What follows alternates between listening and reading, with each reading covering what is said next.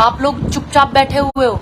इस उत्तर प्रदेश में इतने नेता हैं, मैं क्या ही उन नेताओं को बोलूं कि आज एक किसान नेता एमएसपी की लड़ाई लड़ने वाला, बेटियों के आंदोलन को बड़ा मजबूती देने वाला, और उनको पुलिस ने उठा लिया। कोई नेता नहीं बोलने के लिए तैयार यूपी में। काहे भैया?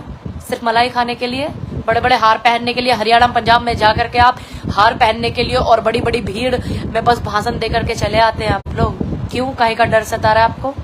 ये झोल है।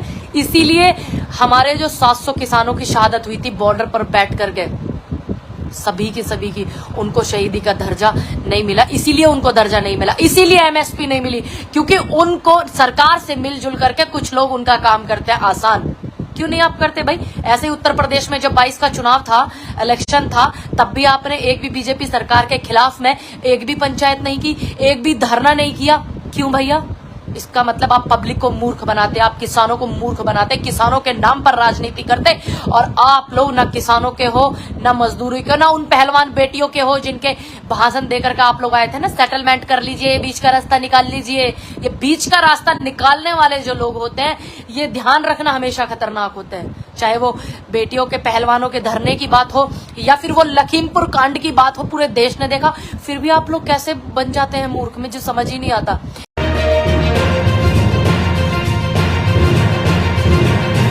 पूरा देश उदासी की तरफ है, क्योंकि आप सभी को पता ही है अभी जो हमने झेला है 4-5 दिन पहले उड़ीसा का जो घटना हुआ है, सभी को ज़्यादातर पता ही है, पूरे देश को पता है, बशर्ते हमारे प्रधान सेवक को छोड़ करके। क्योंकि वहाँ जिस के घर परिवार वाले इस हादसे से प्रभावित हुए हैं, कम से कम 1-1.5 लाख लोगों से ज़्यादा प्रभावित हुए हैं, लेकिन हमारे प्रधान सेवक को कोई फर्क नहीं पड़ता। अगर वहाँ उड़ीसा वो जाते हैं उनकी खैर खबर लेने के लिए, तो वो ड्रेसें बदल करके जाते हैं। कितना निर्दलीय हो गए हैं, निर्लज हो गए हैं, इन्हें दया नहीं आती है बिल्कुल भी। या ये कर कैसे लेते हैं, इतना कुछ कर कैसे लेते हैं? अब समझ में आ रहा है कि कैसे ये लोग कर लेते हैं। देखो हमारे ख्वाब कैसे बिखर गए। चंद लाइनें मुझे याद आ रही हैं। ये जो उड़ीसा वाला हादसा हुआ है उसके ऊपर क्या किसी ने कितना खूबसूरत लिखा है, और कितना महसूस करने वाला, कितना दुख, कितनी पीड़ा इन शब्दों में है कि देखो ख्वाब हमारे कैसे बिखर गए। हाथ में टिकट था मगर हम घर नहीं गए।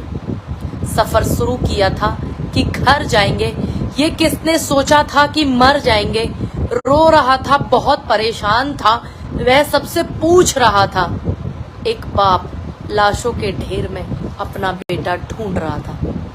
लेकिन की घड़ी में हमारे जो देश के प्रधान सेवक हैं उन्हें कोई लेना देना नहीं। अगर वो यहाँ पर गए भी तो कितनी ज्यादा ड्रेसें चेंज करके गए, ये पूरे देश ने देखा।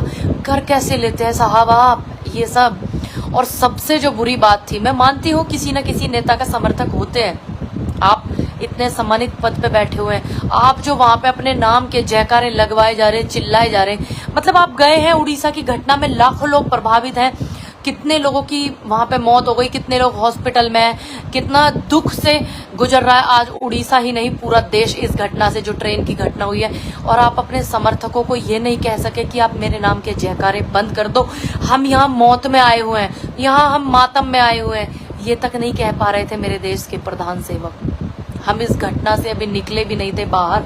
कितनी ज्यादा घटना, ये अलग बात है कि हमारा मीडिया जो है वो नहीं दिखा रहा है, देश का मिनिस्ट्री मीडिया, कितनी ज्यादा घटना है। अभी साक्षी का कांड था, जो अभी लड़की की हत्या हो गई, फिर उसके बाद में उड़ीसा वाला, इतने लंबे समय से पहलवानों का धरना चल रहा है, और उसके बाद जो एमएसपी के लिए एक बड़ा धरना करके पंचायत को संबोधित करने वाले हमारे बुजुर्ग, हमारे बड़े जो है आदरणीय गुरनाम चढ़ूनी जी, उनकी अरेस्टिंग, यहाँ तक कि कल जब मेरी बात हुई उनके बेटे से, उनको पता तक नहीं था, परसों से उठाया हुआ था प्रशासन ने उनको, और उनको ये तक नहीं पता उनके घर वालों को कि उनको ले जाया कहाँ गया है। ये परसों की बात मैं आपको बता रही हूँ। कल रात 8 बजे तक भी उनको नहीं पता था, उनके परिवार वालों को, कि कहाँ लेके गए हैं। और गुरनाम चढ़ूनी जी कोई ऐसे डरने उड़ने वाले नहीं है। उनका एक छोटा सा वीडियो आ रहा था, मैं देख रही थी कि भाई बिल्कुल भी चेहरे पर जरा सी भी डर खौफ कुछ नहीं है उनके, चेहरे पर कि मुझे पुलिस ने उठा लिया, इतना हरेश किया जा रहा है, क्योंकि वो सच के साथ में खड़े हुए, इसलिए नहीं है। और मैं पूछना चाहती हूँ उन लोगों से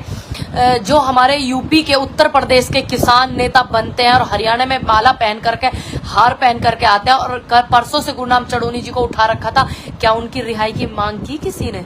क्या उनकी रिहाई के लिए भारत बंद के आदेश दिए किसी ने? क्या उनकी रिहाई के लिए सरकार को घेरने के लिए किसी ने भी कहा? जितने भी हमारे उत्तर प्रदेश के नेता हैं और तमाम वो सभी किसान नेता, किस किस ने उनकी रिहाई के लिए, गुरनाम चढ़ूनी जी की रिहाई के लिए कहा कि हम भारत बंद कर देंगे, या हम बड़ा धरना करेंगे, या हम बड़ा आंदोलन करेंगे? किसी ने कहा? नहीं। क्यों? क्योंकि एक व्यक्ति इतनी ईमानदारी के साथ में लड़ाई लड़ रहा है, और बाकी जितने भी चंद लोग जो बचे हुए हैं, कुछ लोग जो मलाई में कटोरे में मलाई चाट करके घूमते हैं, वो सिर्फ हरियाणा में हार पहनने के लिए जाते हैं, बड़ी बड़ी भीड़ में भाषण देने के लिए जाते हैं। सिर्फ संगठन अलग हो सकते हैं, यूनियन अलग हो सकती है, लेकिन हम लोगों की विचारधारा तो एक है ना सभी की। तो फिर क्यों नहीं गुरनाम चढ़ूनी जी के लिए आवाज उठाई यहाँ उत्तर प्रदेश के नेताओं ने? क्यों नहीं उठाई? हरियाणा ने बहुत बड़ी बड़ी पगड़ियां पहना करके सम्मान किया यूपी के नेताओं का, और आज एक हरियाणा का इतना नेता, किसान नेता गुरनाम चढ़ूनी जी जो है, उनको परसों से पुलिस ने अरेस्ट कर लिया था। कल रात तक उनके परिवार को नहीं पता था। मेरी उनके बेटे से जब बात हुई, उनको कुछ तक नहीं पता था। क्या किसी ने कहा कि हम भारत बंद करेंगे? या यूपी में किसी ने एक भी पंचायत बड़ी की? क्या किसी ने घेराव किया? सीएम का, डीएम का, कलेक्ट्रेट का किसी ने किया? नहीं। क्यों? क्योंकि झोल है, क्योंकि ये लोग मिलकर के काम करते हैं। इसीलिए हमारी लड़ाई अधूरी है। अभी एमएसपी की लड़ाई हमारी अधूरी है। कितने सारे मुद्दे हम उठा रहे हैं, कौन सा मीडिया दिखा रहा है, तो इसलिए हम लोगों को उठाने पड़ेंगे ना। और उसके बाद भी आप लोग चुपचाप बैठे हुए हो। इस उत्तर प्रदेश में इतने नेता हैं, मैं क्या ही उन नेताओं को बोलूं कि आज एक किसान नेता, एमएसपी की लड़ाई लड़ने वाला, बेटियों के आंदोलन को बड़ा मजबूती देने वाला, और उनको पुलिस ने उठा लिया, और कोई नेता नहीं बोलने के लिए तैयार यूपी में। काहे भैया? सिर्फ मलाई खाने के लिए, बड़े बड़े हार पहनने के लिए, हरियाणा पंजाब में जाकर के आप हार पहनने के लिए और बड़ी बड़ी भीड़ में बस भाषण दे करके चले आते हैं आप लोग। क्यों? काहे का डर सता रहा है आपको? ये झोल है। इसीलिए हमारे जो 700 किसानों की शहादत हुई थी बॉर्डर पर बैठ करके, सभी की उनको शहीदी का दर्जा नहीं मिला। इसीलिए उनको दर्जा नहीं मिला, इसीलिए एमएसपी नहीं मिली, क्योंकि उनको सरकार से मिलजुल करके कुछ लोग उनका काम करते हैं आसान। क्यों नहीं आप करते भाई? ऐसे ही उत्तर प्रदेश में जब 22 का चुनाव था, इलेक्शन था, तब भी आपने एक भी बीजेपी सरकार के खिलाफ में एक भी पंचायत नहीं की, एक भी धरना नहीं किया। क्यों भैया? इसका मतलब आप पब्लिक को मूर्ख बनाते, आप किसानों को मूर्ख बनाते, किसानों के नाम पर राजनीति करते, और आप लोग न किसानों के हो, न मजदूरी के, न उन पहलवान बेटियों के हो जिनके भाषण देकर के आप लोग आए थे ना, सेटलमेंट कर लीजिए, बीच का रास्ता निकाल लीजिए। ये बीच का रास्ता निकालने वाले जो लोग होते हैं, ये ध्यान रखना, हमेशा खतरनाक होते हैं। चाहे वो बेटियों के, पहलवानों के धरने की बात हो, या फिर वो लखीमपुर कांड की बात हो, पूरे देश ने देखा, फिर भी आप लोग कैसे बन जाते हैं मूर्ख, मुझे समझ ही नहीं आता। एमएसपी की लड़ाई लड़ने वाले जितने भी नेता थे, कहाँ चले गए सब लोग? कोई नहीं बोलने के लिए तैयार है। क्यों? अगर गुरनाम चढ़ूनी जी ने हिम्मत जुटाई और हरियाणा ने सपोर्ट किया, तो किसी एक नेता ने क्यों नहीं कहा कि भारत बंद हो जाएगा, या तो छोड़ दीजिए गुरनाम चढ़ूनी जी को? क्यों?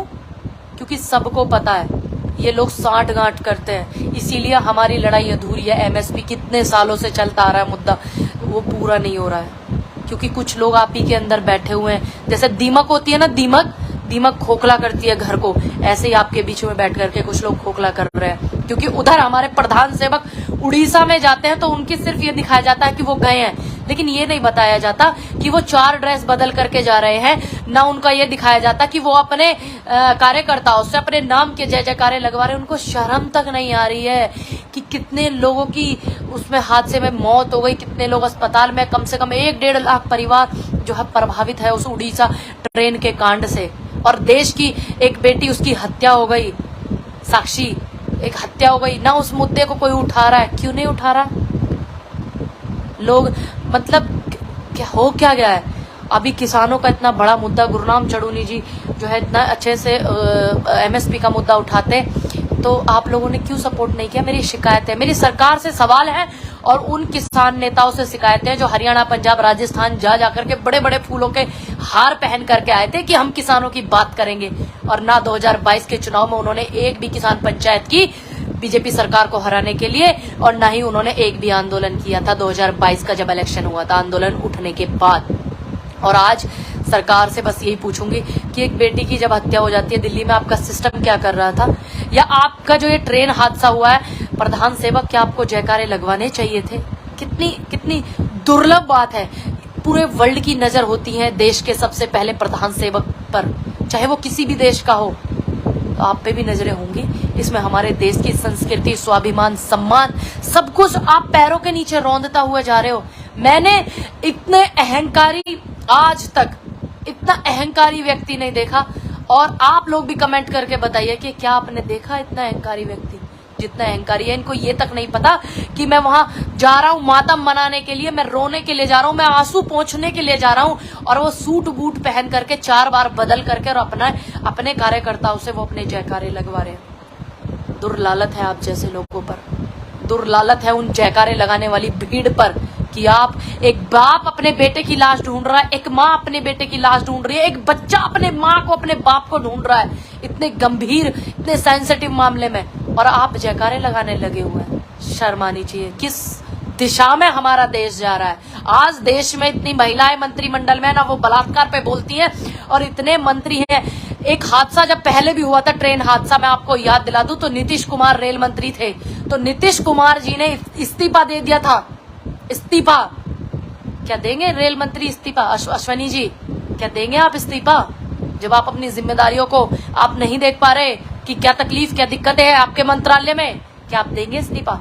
अपनी जिम्मेदारियों को अगर आप पूरा नहीं कर पाते हैं तो आपको इस्तीफा दे देना चाहिए। जब रेल हादसा हुआ था तो नीतीश कुमार रेल मंत्री थे, उन्होंने इस्तीफा दिया था। इसको कहते हैं अपने काम करने का तरीका, इसको कहते हैं कि अपने पद से मोह न करना, इसको कहते हैं जनता के दुख में शरीक होना, इसको कहते हैं जनता की तकलीफ को समझना। लेकिन आप लोग मोह इतना करते हो, आप जो है आप इस्तीफा देने से डरते हो। आपको भय है कि ये कुर्सी चली गई फिर नहीं आएगी, क्योंकि आपने कभी काम नहीं किया है। मैं आप सभी को बस यही बोलूंगी, जो उड़ीसा में हुआ है वो बहुत दर्दनाक है, बहुत ज्यादा दुख की बात है मेरी और मेरे पूरे परिवार की, और मेरी पार्टी की, मेरे किसान यूनियन की, मेरे किसान भाईचारे की, मेरी किसान बरादरी की, सभी की संवेदनाएं आपके साथ में है। और बस हम लोग इस दुख की घड़ी में आपकी आवाज उठा सकते हैं, आपके मुद्दे उठा सकते हैं और हम बता सकते हैं, लेकिन करना ना करना तो रेल मंत्री और प्रधान सेवक के हाथ में, जो 4 जोड़ी कपड़े बदल कर गए और अपने नाम के जयकारे लगा करके गए। देश सब याद रखेगा, ये ध्यान रखना कि लाशों पर गिद्ध मुस्कुराते हैं, ये हिंदुस्तान का कल्चर है, लाशों पे गिद्ध मुस्कुराते हैं, ये ध्यान रखना आप, क्योंकि देश उस घटना को भी याद रखेगा कि कैसे उत्तराखंड वाली बेटी का बलात्कार हुआ, आप चुप थे, कैसे मनीषा वाल्मीकि का बलात्कार हुआ, आप चुप थे, कैसे रात के अंधेरे में बेटी को जला दिया गया, आप चुप थे, सरकार चुप थी, सिस्टम चुप था, और कैसे साक्षी की हत्या हो रही थी सड़क पर, कैसे आप लोग नहीं उठा रहे मुद्दे इतने मंत्रिमंडल में बैठने के बावजूद, और आज रेल मंत्री इस्तीफा देने के लिए तैयार नहीं, इतना बड़ा हादसा हो गया और आप चुप थे। ये देश सब याद रखेगा, ये आप ध्यान रखना, क्योंकि इतिहास लिखने वाले खुद नहीं लिखते हैं, इतिहास हमेशा दूसरे ही लिखते हैं। अगर मैंने कोई अच्छा काम किया है तो मेरे बारे में दूसरे लिखेंगे, अगर मैंने कोई खराब काम किया है तो उसको भी दूसरे लिखेंगे। इतिहास हमेशा दूसरे ही लोग लिखते हैं, और आपकी एक एक दलीलें लिखी जाएंगी, आपकी एक एक चमचागिरी लिखी जाएगी। इस देश की मीडिया, जो मिनिस्ट्री मीडिया, उसकी चमचागिरी भी लिखी जाएगी। इस देश के मंत्रियों का मोह भी लिखा जाएगा, कुर्सी से कैसा मोह है, और सत्ता भूखी मरे, जनता भूखी मरे, जनता महंगाई से त्रस्त रहे, जनता के साथ इतना बड़ा हादसा होगा उड़ीसा के, वो रोए चीखे आप लोगों को सिर्फ अपने जयकारे लगाने से मतलब है।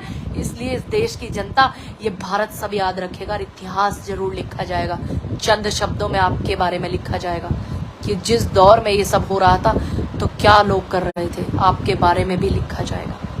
बहुत सारी, सभी को मैं धन्यवाद करती हूँ, इतने सारे लोग जुड़े हैं। निवेदन करती हूँ कि खूब ज्यादा वीडियो को शेयर करें, ताकि हरियाणा और उत्तर प्रदेश, राजस्थान, पंजाब, पूरा हिंदुस्तान ये देख सके कि आज किसान नेता कैसे चुपचाप बैठे हुए हैं। एक एमएसपी के मुद्दे उठाने वाले गुरनाम चढ़ूनी जी की आवाज नहीं उठा रहे हैं, और एक उड़ीसा वाले कांड पर हमारे प्रधान सेवक किस रूपरेखा से गए हैं और वो चुप बैठे हुए हैं। ये किसानों को मूर्ख बनाने वाले लोग मूर्ख बनाना बंद कर दें।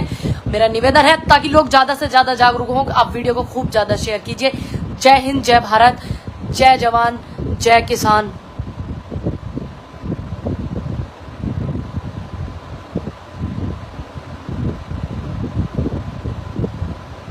देखिए एक भाई का कमेंट आ रहा है, दीदी आजादी से लेकर अब तक रेल मंत्री 40वें नंबर के हैं। यह जितने मंत्री बने हैं सब दुर्घटना हुआ। इस देश में जो भी रेल मंत्री बनेगा अब कोई दुर्घटना होगा तो वही जिम्मेदार होगा। नहीं, सही मायने में जो कर्मचारी हैं पूरी दुर्घटना की जिम्मेदारी बिल्कुल भी नहीं। सबसे पहले घर के मुखिया की जिम्मेदारी होती है जब घर टूटता है, फिर उसके बाद वाले लोगों की। कर्मचारियों की क्या है, आपको देखना चाहिए ना कि कर्मचारी काम कर रहे हैं कि नहीं कर रहे। आप उनसे सही मायने में काम लेंगे तब ना। कर्मचारी अपनी मर्जी से काम नहीं करता। कर्मचारी को अपने बेटी, अपनी बेटा, अपने बच्चे, परिवार, स्कूल फीस सब चीज भरनी पड़ती है। जरा सा कर्मचारी बोलता है तो ये लोग दे देते हैं उनको कि आप ही इस्तीफा दे दीजिए या आपको निष्कासित किया जाता है। भाई ये कर्मचारी लेवल की बात नहीं है। अगर घर में कोई दिक्कत है, घर में कोई खराबी है, घर में कोई परेशानी है तो सबसे पहला जिम्मेदार घर का मुखिया होता है। उसके बाद में जो जिम्मेदारी और लोगों को दी जाती है वो होते हैं। फिर उसके बाद में जो बच्चे गलतियां कर देते हैं उनकी जिम्मेदारी होती है।